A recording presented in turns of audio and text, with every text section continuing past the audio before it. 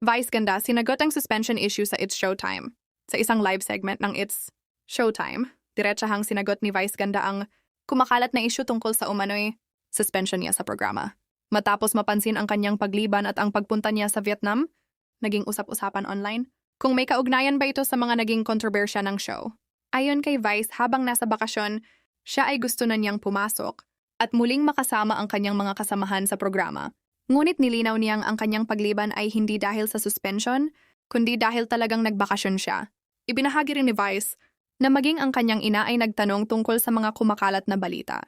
Anya, tinawagan siya nito at diretsahang nagtanong kung suspended ka ba? Dahil dito, ipinaliwanag niya na wala siyang suspension at nasa bakasyon lamang talaga siya. Nabanggit din ni Vice ang tanong ng kanyang ina kung bakit siya nasa Vietnam. Dito niya muling nilinaw na nakabakasyon talaga ako ngayon. Kaya walang ibang dahilan sa kanyang pagpunta ron gaya ng ipinapakalat ng ilang online posts. Hindi rin napigilang mag-react ng komedyante sa mga impormasyong kumakalat na tinawag niyang walang katotohanan sa kanyang naging pahayag sa live segment. Tila nais niyang linawin mismo sa mga manonood ang totoong dahilan ng kanyang pagkawala upang hindi na lumaki pa ang maling espekulasyon. Sa huli, naging malinaw ang mensahe ni Vice. Ganda sa publiko.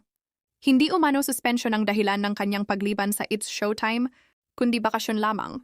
Ang kanyang direktang pagsagot sa live segment ay agad namang naging usap-usapan ng mga manonood at netizens.